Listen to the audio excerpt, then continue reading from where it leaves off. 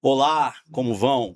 Eu sou o Dr. Rafael Fontolan e hoje estamos aqui em mais um episódio do nosso podcast de cirurgia robótica, onde eu tenho o prazer de receber dois convidados especialíssimos. Inclusive, é a primeira vez aqui no nosso podcast que nós vamos trazer convidados que não são médicos. Veja que interessante. Então, eu estou aqui com o Dr. Alessandro Caldonazzo, que ele é sócio e administrador também do escritório de advocacia Caldonazzo. Ele é especialista em direito médico. E estou também aqui com o Dr. Rodrigo Melo Fontolan Vieira, que é sócio do escritório Melo Fontolan Advocacia e especialista em direito público, administrativo e tributário. É um prazer recebê-los aqui, meus queridos. Vamos debater hoje aqui assuntos que são muito importantes, né? O que eu queria trazer para o público, principalmente até para o público médico que opera por cirurgia robótica e para os pacientes também, de forma geral.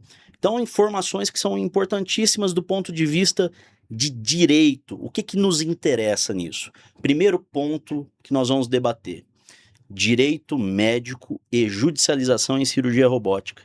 Então, eu queria já começar aqui perguntando para os senhores a opinião dos senhores sobre... depois da pandemia, nós tivemos um boom de judicialização na medicina no Brasil. E a cirurgia robótica também veio junto com esse boom. Hoje nós temos uma quantidade, já passamos de 100 mil procedimentos robóticos feitos no nosso país, e a tendência é que isso cresça exponencialmente. Como que vocês veem hoje essa evolução da judicialização, as novidades legais que nós vamos ter? Como que vocês orientariam os médicos, o que é necessário entender sobre isso? Sua opinião, doutor Alessandro. Tá certo. Doutor Rafael, primeiro, agradecer o convite. É uma alegria participar aqui do teu podcast para poder orientar tanto a comunidade médica como também pacientes, né? Já que as informações estão nas redes e é sempre bom a gente prestar informação de qualidade. Parabéns pela tua iniciativa e já dou boa tarde aqui também para o doutor Rodrigo, meu colega de profissão. Bom, como você bem disse, Rafael, nós estamos vivendo realmente um boom, né, de judicialização da saúde. Talvez o Brasil seja um dos países que mais judicializa a saúde no mundo. Mais né? que os Estados Unidos. Mais que os Estados Unidos. Hoje nós temos 895 mil ações envolvendo saúde no Brasil, né, nesse tema. Quando a gente vai... na questão ampla, obviamente, né? Quando a gente vai falar de judicialização de SUS e plano de saúde, é meio a meio. É 300 e tantos mil para o SUS e 300 e tantos mil para o plano de saúde. Quando a gente vai falar de cirurgia robótica, a gente já não consegue dimensionar porque os nossos sistemas de justiça, né, eles nos separam, cirurgia robótica... Isso não é catalogado. Isso não é catalogado, entendi. A gente não consegue. Mas a grande questão é que tem sim uma grande judicialização na questão da cirurgia robótica no Brasil, né? E vai ter cada vez mais. Se a gente pegar, por exemplo, um recorte do Tribunal de Justiça de São Paulo, em que eu estive analisando agora recentemente, até em razão desse tipo de processo que a gente tem no escritório, o número de ações e de procedência de liminar tem aumentado cada vez mais, principalmente nas ações envolvendo o problema de câncer na próstata, né? Então, o próprio tribunal, ele está voltado, o Tribunal de São Paulo, ele está voltado a dar procedência liminarmente para essas ações, tanto no âmbito SUS quanto no âmbito de plano de saúde. Você tem um entendimento, doutor, que assim, a parte judicial, talvez o STF, enfim, as esferas superiores acabaram entendendo a necessidade atual de criar mecanismos para poder gerenciar isso de uma maneira mais eficiente, para que o paciente que busca essa judicialização tenha esse acesso de uma maneira mais eficaz, os advogados consigam trabalhar com isso de uma maneira eficaz também, e os planos de saúde que eles cumpram essas liminares que são concedidas para poder ter o acesso à cirurgia robótica. Isso está sendo mais bem organizado? É que de 2022 para cá, houve uma mudança no entendimento com relação ao rol da ANS, né? Ele era entendido como um rol taxativo. De 2022 para cá, ele passou a ser entendido como um rol exemplificativo, né? Então, isso fez com que houvesse uma mudança também nas decisões inferiores aqui, nos nossos pisos inferiores, né, nos tribunais de justiça. A partir do momento em que há uma evidência, né, científica de que aquele tratamento por cirurgia robótica ele vai ser um tratamento mais eficaz para o paciente, para o cidadão que está buscando aquele auxílio na justiça, e a solicitação do médico ela é bem fundamentada e que por mais que exista uma alternativa, que aí é a cirurgia não robótica, mas o relatório do médico, o laudo do médico é tão bem fundamentado, a justiça pega e acata. Por que a justiça tem entendido? Que é o médico o detentor dessa decisão e não o plano de saúde. Perfeito. Entendeu? Então, essa é uma decisão que tem até, obviamente, havido uma certa resistência por parte do plano de saúde, né? Eles têm ficado insatisfeitos com essas decisões, mas não é algo pacificado, tá? Isso é importante a gente deixar claro aqui. Houve, inclusive, recentemente, no final do ano passado, uma decisão do STF que levou essa responsabilidade pela ponderação da necessidade de cirurgia robótica ou não, fora do rol da ANS, para o juiz de primeiro grau. Então, o STF decidiu que o juiz de primeiro grau ele vai analisar, caso a caso, se é possível sair da lista da ANS para beneficiar o paciente, né, de acordo com a indicação médica, a ponderação sobre a validade, a eficácia do procedimento, o registro dele na Anvisa, e aí ele deslocou essa competência de análise para o juiz de primeira instância, que é o primeiro juiz que olha o caso, né, que recebe o processo. Então, isso daí deu uma facilitada também em benefício dos pacientes. Os planos de saúde acatam a decisão porque eles sofrem pena, né, sofrem sanção, se não obedecerem. Mas eles ainda dão um jeito de causar uma dificuldade tanto para o advogado quanto para o paciente. Em questão de recebimento dos honorários médicos, em questão de cumprimento de liminar, a gente vê muitos planos de saúde atrasando esses cumprimentos. Entendi. E uma dúvida. Tentam reverter, né? Tentam reverter ainda. Uma dúvida, por exemplo, doutor Rodrigo, a questão dos médicos conseguirem escrever, às vezes, ou fornecer bons laudos que possam judicialmente serem interpretados da maneira correta. Existe uma dificuldade técnica, algo que assim, os advogados vão ter que trabalhar junto com os médicos para que seja escrito de uma maneira acessível? A gente sabe como médico que nós não gostamos muito de escrever coisa muito longa. E aí o pessoal do direito, da área legal, obviamente que são textos muito bem elaborados, né? Então, eu acho que existe um hiato nisso que talvez dificulte ou assuste os médicos de terem a iniciativa de ajudar os pacientes nessa questão. Exatamente, é uma dificuldade que a gente tem na prática, porque o médico, ele trata o laudo como um documento objetivo. O paciente sofre de tal doença, o tratamento indicado é tal, é X. Isso para o juiz não necessariamente vai significar que o procedimento tem que ser robótico. Até porque o plano vai na contestação, em alguma manifestação, dizer, olha, essa doença, a gente tem o tratamento dela coberto pelo plano na via laparoscópica, por exemplo. Que é minimamente invasiva, mas não tem a qualidade da robótica. Ou até, no caso do SUS, o SUS vai falar, mas a gente trata isso por cirurgia aberta. Então, o advogado, ele precisa ter o cuidado de receber esse laudo médico, conciliar com algum tipo de produção científica que comprove a eficácia do tratamento que o médico indicou, adotou, e aí transformar isso numa linguagem que o juiz vai atender, porque o juiz não é um profissional de medicina. Exato. Por mais que ele possa ter algum tipo de pesquisa na área de direito médico que melhore a cognição dele sobre o caso, isso não vai ser absoluto para a interpretação dele. Então não basta dizer o melhor tratamento é o robótico.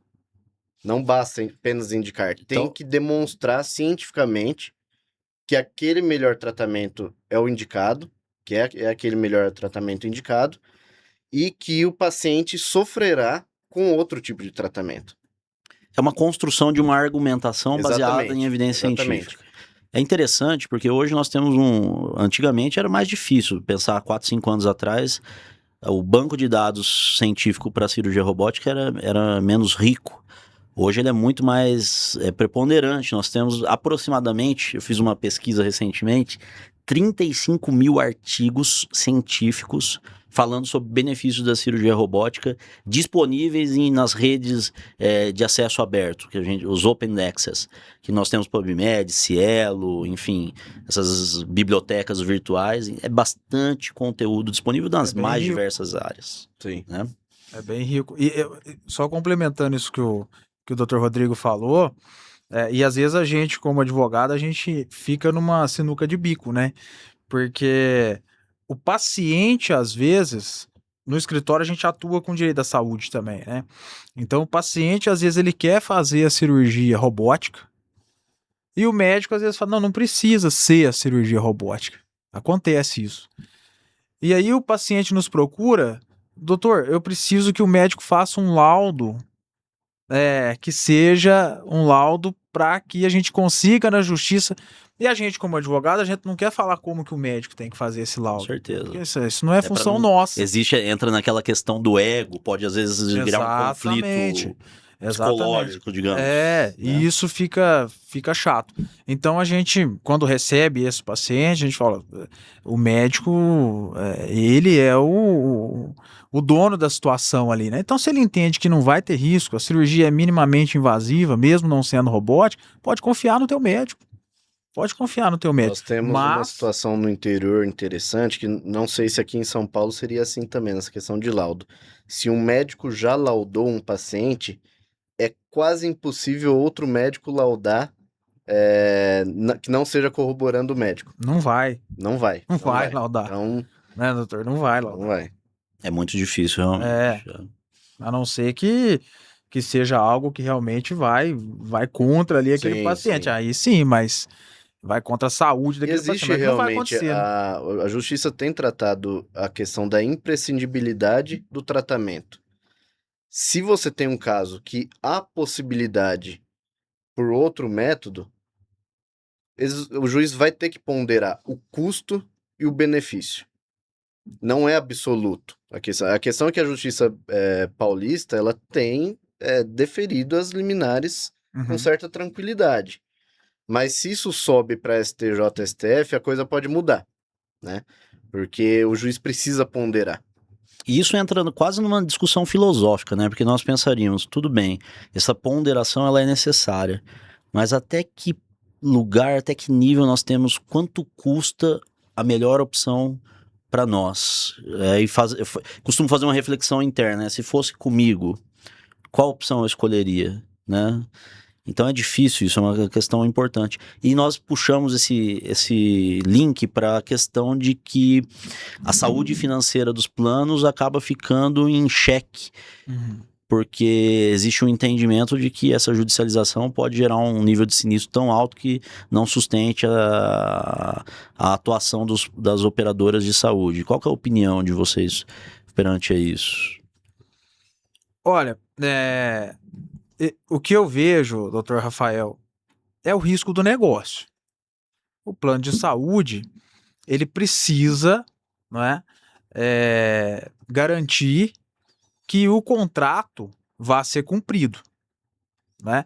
Então, o paciente, ele é um beneficiário daquele serviço. Ele paga por aquilo, né? Em que pese o mutualismo, a gente sabe, né? É um sistema mútuo, né? Tudo bem. Mas e quase sempre a defesa dos planos de saúde é essa, né? Olha, se nós começarmos a pagar tudo que a justiça mandar, vai inviabilizar o negócio. Eu discordo frontalmente que inviabilize, não é? Eles vão precisar estudar métodos, ou então, vai ficar mais caro o plano de saúde. Na verdade, eles deveriam se adaptar às novas tecnologias. Exato. A cirurgia robótica Isso já tá aí há 20 e poucos anos. Logicamente que no Brasil vem chegando mais devagar, mas está chegando. O plano precisa se adaptar porque ele precisa comercialmente prestar o melhor serviço. Exato. Exatamente. Exato, mesmo para ele poder continuar sendo competitivo no Exatamente. mercado Então das imaginemos operadoras. que chegue um plano aqui no Brasil que comece a oferecer já no plano mais básico a possibilidade de cirurgia robótica. E nós temos, Isso é curiosamente, maravilhoso. já existe esse tipo de produto. Ele quebra a É concorrência. interessante. Ele quebra a concorrência. Interessante. E força os demais planos a se adaptarem, a trazerem a robótica para o escopo de serviço deles. E não é ótimo você melhorar a prestação de serviço de saúde no país? É ótimo. Sabe que existe uma questão muito interessante sobre isso, porque nós sempre debatemos custo em saúde e esse custo é diferente de valor. Então, os Estados Unidos fez uma análise científica, eu me lembro disso quando eu fiz pós-graduação de gestão em saúde, aqui em São Paulo. E nós estudamos a questão da maneira que é pago o serviço em saúde aqui no Brasil. Existe a maneira pago por custo, ou seja, você fez uma cirurgia, o plano pagou um pacote por aquela cirurgia. E existe uma maneira de pagamento pelo valor. Você fez um tratamento e o plano pagou o valor daquele tratamento. E são coisas completamente diferentes. Porque, eventualmente, na cirurgia robótica, e um exemplo disso muito claro é a cirurgia de próstata, o custo final do procedimento, mesmo robótico, é mais barato do que arcar com uma internação mais longa, uso de diárias de UTI que são caríssimas, equipamentos, porque transfusão sanguínea, enfim, a lista é muito grande. Quando eu não faço uma cirurgia da maneira menos agressiva. Eu acho que essa é a principal premissa do modelo da cirurgia robótica. Então, talvez esse entendimento precisa ser trazido para os planos de saúde para que haja um equilíbrio realmente. E eles também precisam continuar existindo, sem sombra de dúvidas, mas os beneficiários também precisam ter o acesso ao que tem de mais moderno da tecnologia, né? E eu acho que legalmente essa conversa precisa de uma intermediação da justiça, da área legal, senão fica impossível, vira uma briga. Precisa, todos os agentes precisam entrar dentro dessa discussão, né? Então, os representantes de plano de saúde, das gestoras de saúde também, né? Advogados, o próprio Ministério da Saúde precisa entrar nessa questão, né? A gente vê pouco esse tipo de discussão no âmbito federal. É difícil. Sim, é difícil e é muito mais uma questão particular, né? É o paciente com o médico, é uma relação meio triangularizada. Então, nós temos o paciente de um lado, o plano do outro, o médico do outro, o advogado entra aqui, do plano entra aqui, e isso daí você causa, além dos custos hospitalares, que são diferentes para cada tipo de tratamento, existe um custo, um prejuízo financeiro da judicialização absurdo, e para todas as partes. Nem sempre a judicialização deve ser o melhor caminho. Porque causa transtorno para o paciente. Um custo para a justiça. Um custo para a justiça. E um custo grande para a operadora também. Um custo enorme para a operadora. Fica mais caro do que se já ela fosse perde um processo caminho normal. Se ela perde um processo, ela tem que pagar custas, ela tem que pagar sucumbência, ela tem que pagar diversos outros custos que seriam muito menores se ela aceitasse o tratamento administrativamente, né? Então, a gente tem um aumento de custo para a operadora absurdo por conta da judicialização. E isso vai mudar a cultura deles. Vai ter que mudar. Precisa mudar, porque senão a saúde financeira começa a entrar em xeque. Agora, por exemplo, entramos numa questão que é muito delicada. A cirurgia robótica de próstata foi incluída no rol de cobertura da ANS. Uma coisa fantástica que vem há anos sendo trabalhada. Então, nós vamos ter um boom de volume de pacientes que querem operar a próstata por robô, obviamente. Como que vai ser essa questão judicial justamente da sinistralidade, dos casos que vão parar na justiça, dos pacientes que às vezes têm um plano que não tem um acesso a um hospital com robô, e o plano vai ter que mandar o paciente para outro hospital, para outra equipe, fazer a cirurgia, ou um plano que seja muito pequeno, não tem uma estruturação, e aí nós entramos nesse conflito. Vocês acham que isso pode gerar um caos literal, assim, na questão judicial para a relação entre tribunais, pacientes e planos de saúde? Devido ao volume que vai haver? Sem dúvida. Sem dúvida, porque primeiro que o paciente realmente ele vai optar por fazer e ele vai optar judicializar se houver a negativa do plano, não é? E aí, é claro que vai acabar, como o doutor Rodrigo falou, vai desaguar na justiça sem dúvida nenhuma. Desaguando na justiça, os planos de saúde eles vão ser compelidos a Porque realizar a daí é cirurgia. diferente, porque é uma coisa é você falar que não vai fazer uma cirurgia que não está no rol da ANS, outra coisa é uma que está Não tem judicialmente. Como discussão, fica isso? né? Não tem como Exatamente. discutir. Existe uma questão que a justiça defere as cirurgias, as autorizam, a justiça autoriza as cirurgias por via robótica que não estão no rol da ANS diante da comprovada necessidade. Precisa ser por aquele meio, senão o paciente sofre o risco de morte. Agora, o fato da cirurgia de prostatectomia por via robótica já estar no rol da ANS significa que uma situação simples, sem risco de morte, sem grande risco de efeito colateral, o paciente vai poder exigir também que seja feito por via robótica. Agora, por conta da comodidade. Exato. É muito mais cômodo para ele ter poucos dias ou sequer um dia de Internação. cama, né, de internação para tomar uma alta, para levar uma alta. E esse fato acelera o processo judicial, o fato de estar no rol da ANS legalmente? Sem dúvida. Argumentação. Acelera o processo judicial, fica um pouco até mais fácil pra gente, que é Muito mais advogado, fácil, muito mais fácil. né? Porque você não precisa cumprir todos aqueles requisitos, né? De comprovação, de evidência e tal, porque já tá dentro do rol da ANS. Fica mais fácil. Entendi perfeitamente. Bom, esse assunto eu diria que é um assunto chave que muita gente tem dúvida, tanto o paciente quanto também os médicos. E é muito bom vocês esclarecerem isso para nós, esses caminhos. Agora, eu entraria na segunda questão que eu gostaria de aproveitá-los aqui para debater, que é a questão tributária dos médicos. Hoje nós vemos que a medicina ela deixou de ser uma ciência puramente assistencialista. E nós temos questões comerciais relacionadas. Então, os médicos têm consultórios, os consultórios se tornaram empresas, os hospitais são empresas grandes, nós temos planos e hospitais que são multinacionais com ações na Bolsa de Valores hoje do Brasil e fora do Brasil. Uhum. Como que essa tributação ela deve ser estruturada e gerida por parte dos médicos que pretendem, por exemplo, estou no começo da minha carreira, tenho um faturamento que é até X por ano, a partir de 2X e a partir de um ponto que ele tem um faturamento muito alto, uma empresa médica com alto faturamento realmente, que já é considerado de grande porte. O que ele deve buscar de vocês da parte jurídica para poder ser ajudado e não errar? Eu diria que basicamente planejamento. A palavra-chave é o planejamento. Planejamento financeiro, planejamento tributário, planejamento administrativo. Nós tivemos uma grande mudança na medicina nos últimos 15, 20 anos, que foi a profissionalização da medicina. Década de 90, começo de 2000, os médicos abriam uma clínica, um consultório particular e começavam a trabalhar crendo que apenas o CRM, né, o número de inscrição do CREMESP, bastaria para ele exercer a atividade profissional dele. Na parte técnica, basta, mas na parte administrativa, tributária e empresarial, os médicos vieram tomando outras formas de administração.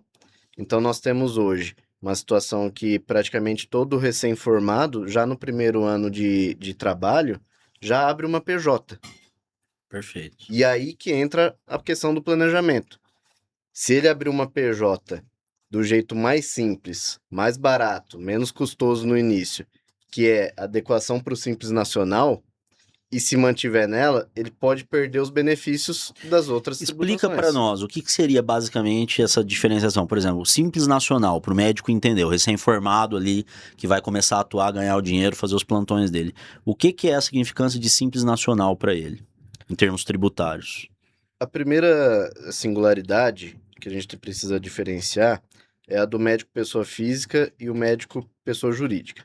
O médico pessoa física, ele tem uma tributação alta porque ele está exercendo uma atividade como profissional liberal, autônomo.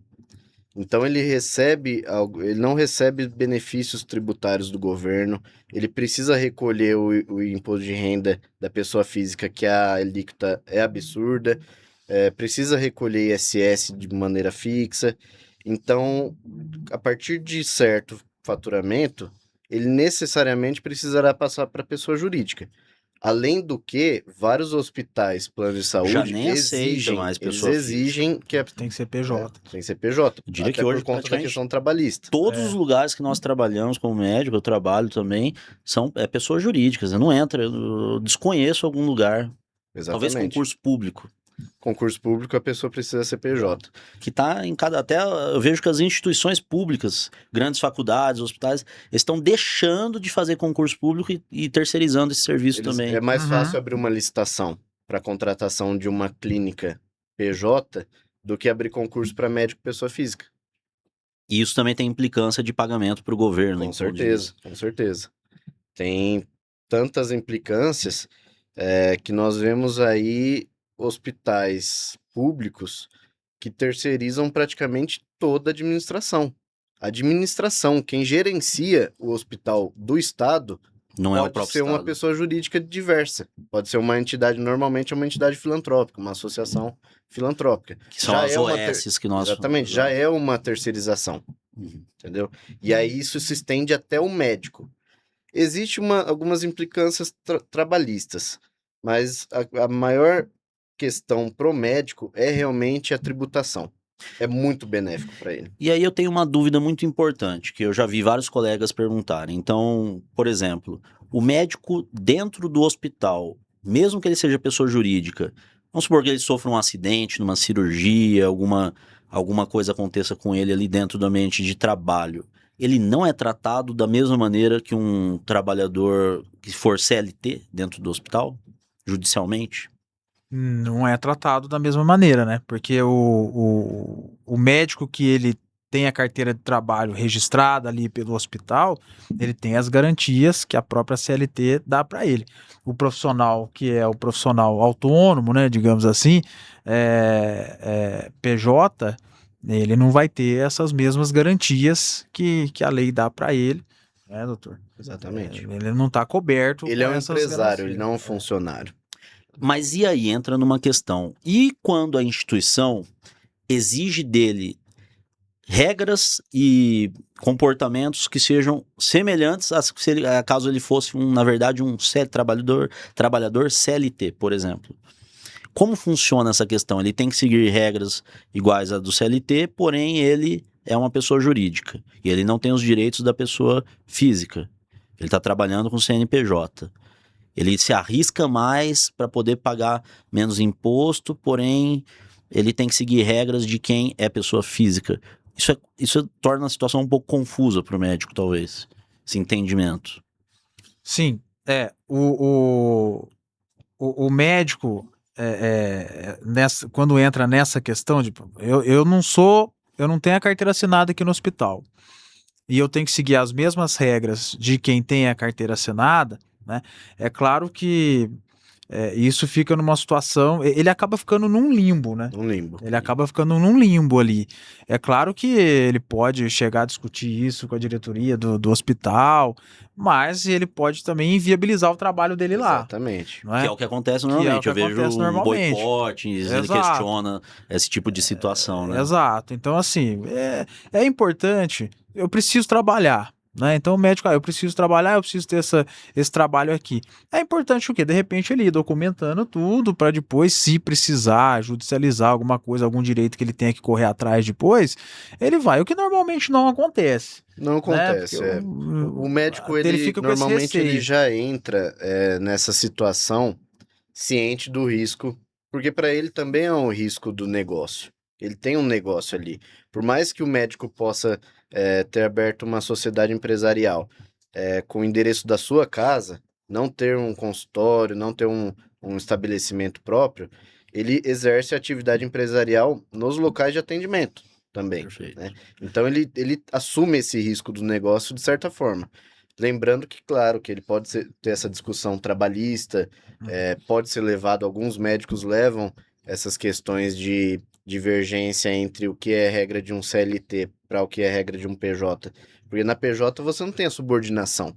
O médico não deve ser subordinado. Exato. E o que a gente vê na prática é que 100% quase sempre de o subordinação. médico é subordinado. O médico tem horário fixo, o médico tem... Né? Uma coisa que já aconteceu, por exemplo, comigo, óbvio que eu não vou falar as instituições, mas então eu opero cirurgia robótica. Presto esse serviço como pessoa jurídica, tenho a minha empresa. E eu tenho uma liberdade de levar o meu paciente para a instituição que for melhor para o meu paciente, em termos de custo, em termos de conforto, de estrutura e para atender a situação que ele precise. Algumas instituições existe um ciúme que eles tentam coagir o médico caso ele leve o paciente para um concorrente, por exemplo, ele poderia ser expulso, poderia ser penalizado de alguma forma, como se ele tivesse um vínculo de fidelidade, que não há contrato dizendo isso. Então é uma coisa que nós vemos hoje acontecer em cirurgias, vários colegas eu já vi queixarem disso, né?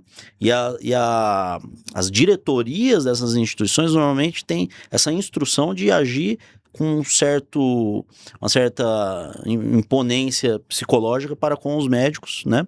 Sendo que eu vejo de uma maneira diferente. A instituição precisa do médico para ela poder ter o nome que ela quer ter. Exatamente. E para ter o cliente. Não é o contrário, Não né? é o contrário, né? Não é o contrário. Como que vocês orientariam esses médicos a se defenderem, a estarem respaldados judicialmente, para que eles não se assustem ou não acabem ficando de maneira compelida a fazer a vontade da instituição, com medo, assustados, impedidos de tomar uma decisão?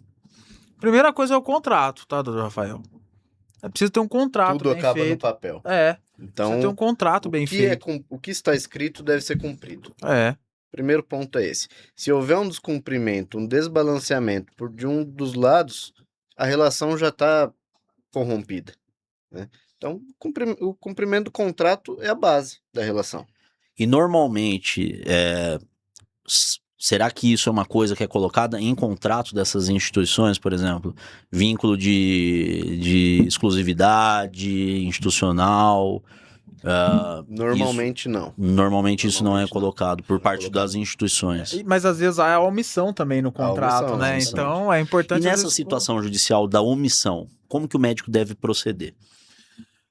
se tem a omissão, se o contrato é omisso com relação a isso, né? E esse tipo de situação está ali configurada, o médico, e isso está incomodando o médico de alguma forma, né? O que o médico precisa fazer é documentar toda a situação, né? E buscar rever esse contrato, porque todo contrato pode ser revisto a qualquer momento. Exatamente. Então ele pode buscar. E em regra, se o contrato não diz sobre exclusividade, não há exclusividade. Não é exclusividade. Perfeitamente, perfeitamente. Essa é uma informação muito interessante, muito importante. Muito bem. Nós falamos do médico que está recém-formado, o regime que ele deveria escolher, então, não é o Simples Nacional. Via de regra, não. O Simples Nacional ele é muito benéfico para quem fatura muito pouco.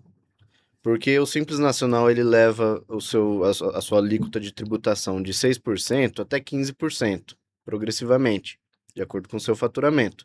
O médico dificilmente estará enquadrado na primeira e na segunda faixa. Ele vai alcançar as faixas mais superiores. E aí ele perde os benefícios que o lucro presumido propõe para ele. Que, por exemplo, no nosso caso, pré-reforma tributária, seria o da equiparação hospitalar, que é o ponto-chave da tributação médica.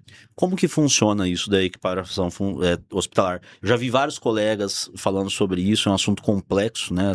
Mudaram as regras tributárias Exatamente. ultimamente. Vem mudando. Todo assunto tributário é complexo. Com toda certeza. E o que você orientaria, assim, pro médico chega para você e pergunta, eu queria entender o que é o regime de equiparação hospitalar. Maravilha. A equiparação hospitalar é um benefício tratado pela lei do imposto de renda da pessoa jurídica, que ele dispõe que empresas, sociedades empresariais que cumprem pré-requisitos estabelecidos em lei na área da saúde, elas terão uma redução da alíquota de tributação para IRPJ e contribuição social sobre o lucro líquido. Então, a empresa médica, ela precisa cumprir os requisitos que estar no lucro presumido, né, ter sua tributação pelo lucro presumido já. Ela precisa estar registrada na junta comercial como sociedade empresária. Ela precisa exercer atividade médica de exame ou procedimento cirúrgico em ambiente hospitalar. Esse é o principal requisito. Não necessariamente ele precisa, por exemplo, ter isso no consultório. Ele Não, ele precisa exatamente. exercer. Ele pode exercer em ambiente de terceiros. Por exemplo, o médico que é unipessoal, ele tem uma sociedade unipessoal e ele vai até o hospital para exercer a atividade dele. Ele já poderia se enquadrar. Sim, cumprindo esses requisitos, né, o cumprimento de alvará sanitário da Anvisa, as normas da Anvisa e tal, ele já estará apto à equiparação hospitalar. Como funciona o procedimento da equiparação hospitalar? Há duas formas, uma mais arriscada e uma mais segura. A mais arriscada é você simplesmente passar a sua escrituração contábil para as medidas da equiparação hospitalar. Você começar do zero a cumprir o que a lei dispõe, que já é a redução de alíquota, que já é toda essa equiparação, né, das atividades médicas. Essa arriscada porque pode ensejar uma fiscalização da Receita Federal. Porque a Receita Federal ela não sabe de início que você cumpre os requisitos.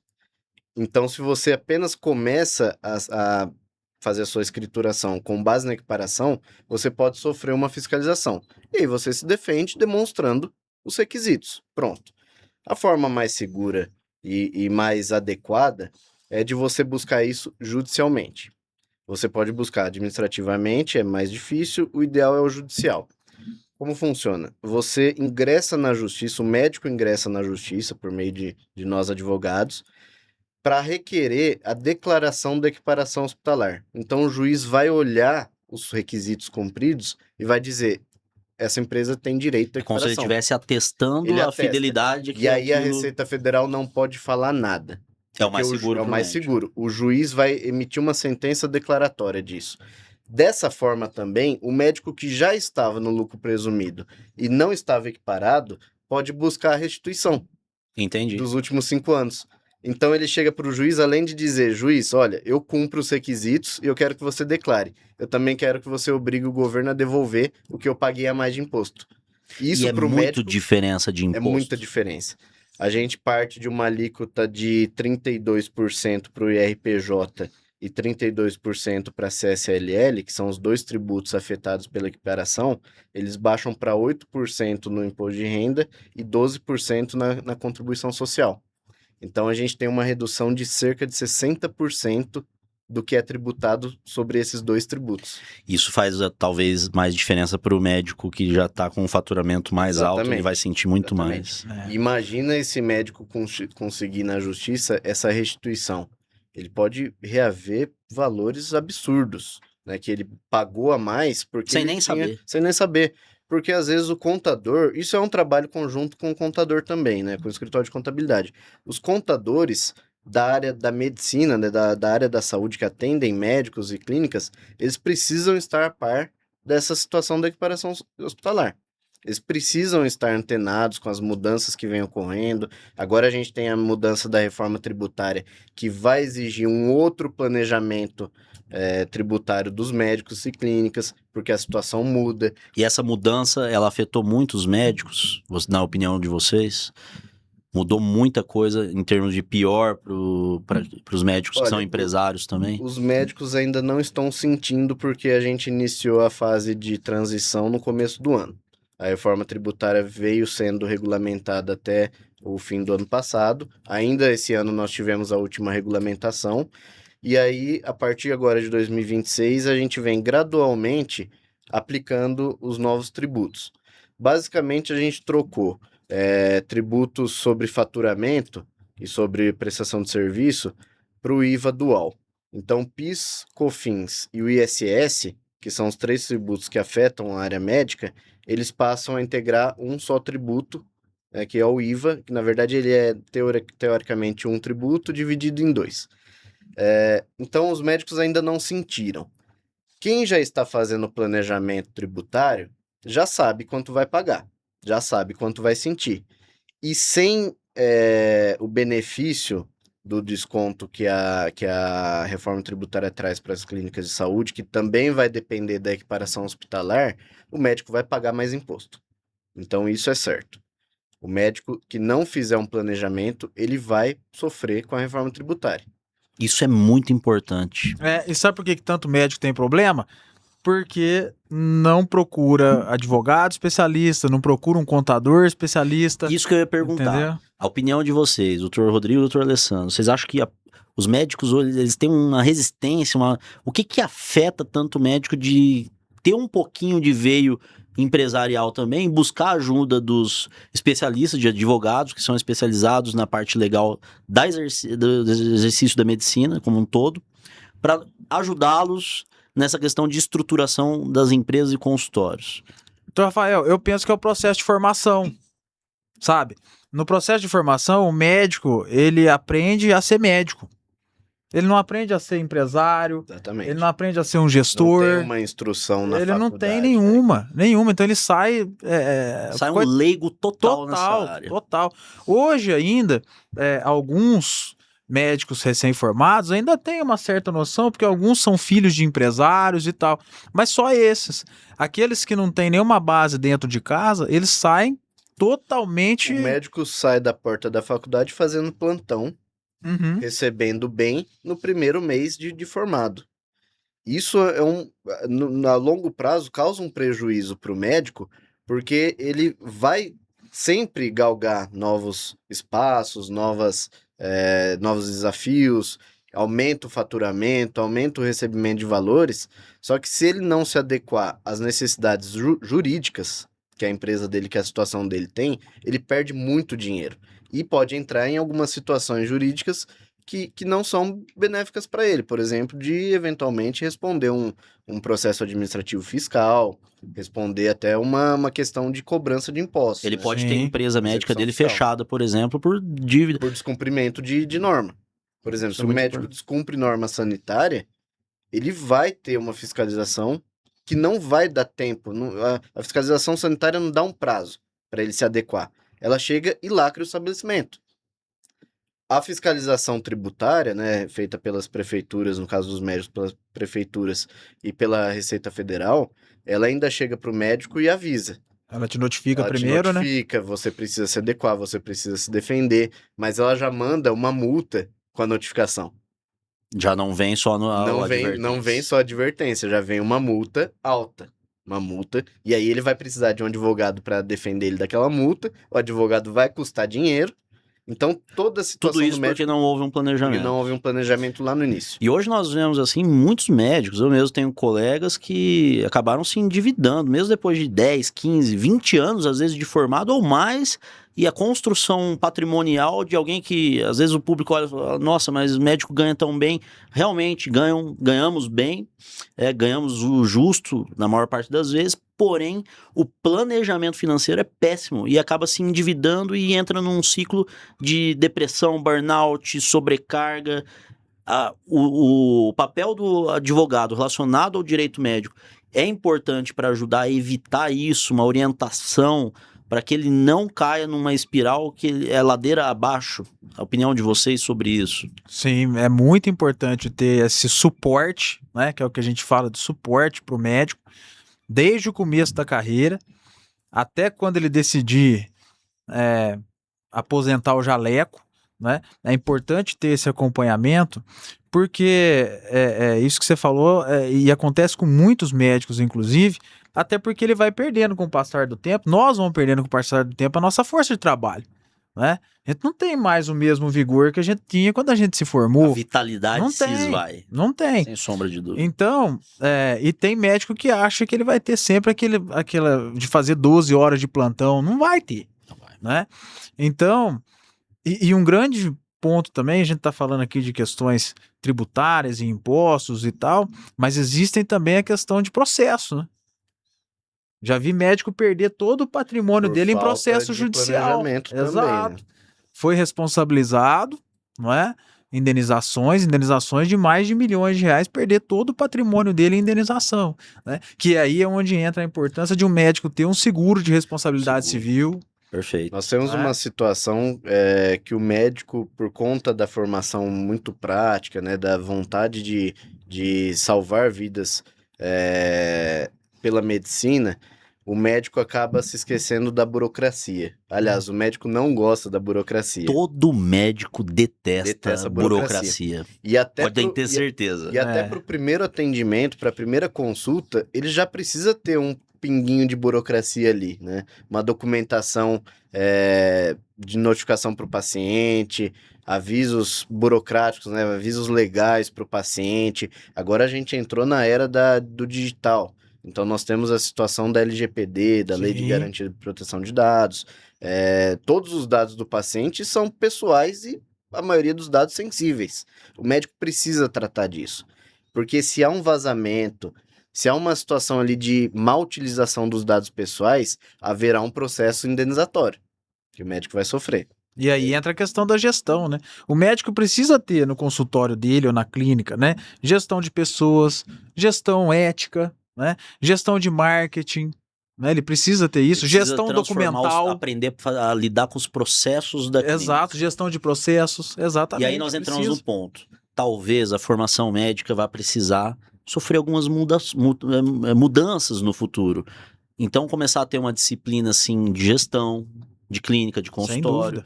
uma disciplina de direito médico. Eu acho que seria fundamental ter isso nas faculdades. Fundamental, na minha opinião, deveria ter. Por quê? Concordo. Tudo que eu aprendi sobre isso foi, infelizmente, na dor e no suor, na vida, depois de muitos e muitos anos de formado.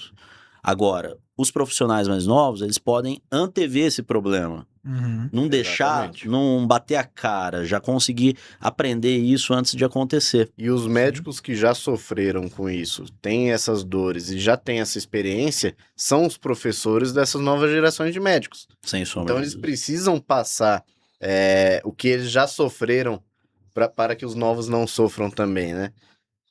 Isso é muito difícil porque eu vejo uma resistência dos médicos entenderem que não é só a medicina mais, essa mudança tecnológica e comportamental que houve nos últimos anos. Então a medicina ela vem além. Eu tenho que entender um pouco de economia, eu tenho que entender um pouco de marketing, tenho que entender das questões éticas legais, tenho que ter uma boa gestão. Isso faz parte, isso são habilidades e conhecimentos que eu acho que o médico vai ter cada vez mais adquirir isso para poder aplicar no consultório dele, eu diria errar menos, porque alguns erros sempre acontecem relacionados à gestão, à parte tributária. É muita informação para lidar, é muita coisa para administrar. Vocês acham que nesse ponto, talvez no futuro, aconteça um crescimento da procura de médicos por advogados especializados em ajudar nessa organização estrutural de empresas médicas e de consultórios? Já aumentou. Já aumentou. É claro que ainda tem muito mais para aumentar, ainda falta muitos médicos se preocuparem com isso, mas esse tipo de procura já aumentou. Já tem muita gente saindo para o mercado de trabalho, muito médico saindo para o mercado de trabalho, entendendo que ele precisa ter esse tipo de gestão, que ele precisa ter esse tipo de preocupação, né? A gestão, por exemplo, com a experiência do paciente, é importante ele saber como que o paciente dele se sente quando entra no consultório dele, como que o paciente se sentiu no pós-operatório, se ele foi bem atendido, se ele não foi, pelos secretários, pela equipe dele, entendeu? E hoje em dia tem uma profusão já de empresas especialistas nisso, inclusive, né, de dar esse suporte documental, né, suporte de gestão para os médicos. Então, se tem as empresas é porque já tem procura, sem dúvida nenhuma, né? Mas é claro que precisa ter ainda mais essa consciência do profissional da medicina, né? E é muito interessante também, eu acho que, pelo menos do meu ponto de vista, que haja uma supervisão legal para que hoje nós temos uma gama muito grande de empresas de marketing médico, enfim, Instagram, rede social, TikTok, todas essas redes têm um absurdo de propaganda médica. Uhum. Eu abro meu Instagram todo dia, metade do que aparece é propaganda médica. De médicos para médicos, aparece muito. Uhum. Então precisa ter uma orientação judicial para não errar nessa questão e não entrar em conflito do que é ético, do que não é ético em termos de mídia social. Não só não errar, não só evitar cometer uma infração ética perante o conselho de classe, mas também manter o nível da medicina. A medicina e a advocacia sempre foram duas funções, né, duas classes muito bem quistas na sociedade, muito bem valorizadas. E a gente vê agora uma mudança nisso, talvez depreciando um pouco essas profissões. É função do médico valorizar a sua própria profissão. As normas éticas do Conselho Federal de Medicina existem não só para uma questão de regularização da profissão, mas também para manter o médico valorizado. Uma postura Uma médica. postura Em médica. termos de Os excelência, né? conselhos de classe, eles sempre se manifestam a favor do médico e também contra alguns médicos, né, fiscalizando-os e aplicando sanção, porque esses conselhos veem alguns médicos desvalorizarem a própria profissão. É verdade. Na internet, isso a gente vê praticamente todo dia. O profissional que se submete a certo tipo de marketing, ele desvaloriza a própria imagem dele e a imagem da classe, né, dos demais profissionais. Então, as normas de ética existem também para manter a imagem da profissão, a imagem da classe, que sempre foi muito bem honrada, né? Aqui no Brasil, principalmente, nós vemos que a sociedade gosta do médico, a sociedade valoriza o médico. Então, é função do médico manter a imagem dele também. E o Código de Ética Médica, ele proíbe, né? Ele veda realmente a mercantilização da medicina e a publicidade sensacionalista. Né? Exatamente. Então tinha médico fazendo a dancinha do Será, né? Aquela coisa que não dá pra... É incondizente com No a profissão. TikTok isso é muito comum, as dancinhas de várias incondizente. piadas, enfim. Existe realmente um hiato muito grande entre a medicina séria e uma medicina que acaba virando piada. Alguns médicos entendem os memes, né? que essas brincadeiras na internet, com fundo de verdade, levam informação à população mais carente. Existe um ponto nisso, realmente. A gente tem uma grande parcela da população que não sai do TikTok, do Instagram, que não lê mais uma revista, que não lê mais um jornal.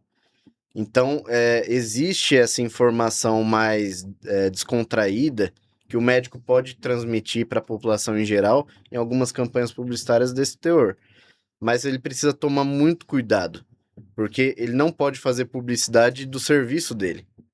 Ele pode levar informação de uma nova doença que está surgindo. Uma informação técnica. Uma informação técnica, mas ele não pode usar esse vídeo para chamar paciente, para angariar a clientela. Isso é vedado. E ele pode ser responsabilizado, e você tocou num ponto importante, né? Já que ele usa esse tipo de rede social para informar a população, e a população consome essa informação, mas ele pode ser responsabilizado não só pelo conselho de classe, como também pelo próprio Código de Defesa do Consumidor, né? Exatamente. Nós tivemos, durante a pandemia, alguns absurdos que alguns médicos, alguns profissionais da saúde tratavam a questão do Covid, a questão da vacinação, a questão do uso ou não de máscara. Alguns médicos falavam algo, outros médicos falavam outra coisa. Só que existiam notas técnicas. A partir do momento que existe uma autoridade competente, um órgão competente de saúde para regulamentar as normas de saúde, normas sanitárias, que emite uma norma técnica, aquela norma técnica precisa ser respeitada. Você pode não concordar, mas você precisa respeitar ela, porque é norma. O médico tem que respeitar essa literatura. E aí o médico também pode ser responsabilizado por fake news, a famosa fake news. Se o médico diz algo que não é condizente com a norma técnica, com a comunidade científica, né, com a padronização que a medicina tenta trazer dos tratamentos, dos procedimentos, ele pode ser responsabilizado sobre isso. E aí é um ponto, eu acho que muito interessante, porque isso eu acho que linka muito com a cirurgia robótica. A cirurgia robótica, ela não é uma promessa de resultado. Isso é muito importante deixar isso claro, a cirurgia robótica é uma ferramenta de trabalho do cirurgião. Exato. Ela não garante o resultado, ela melhora a qualidade do ato. Pontualmente isso. O resultado é inerente à doença, à condição do paciente, à técnica escolhida pelo profissional, à equipe, outros fatores.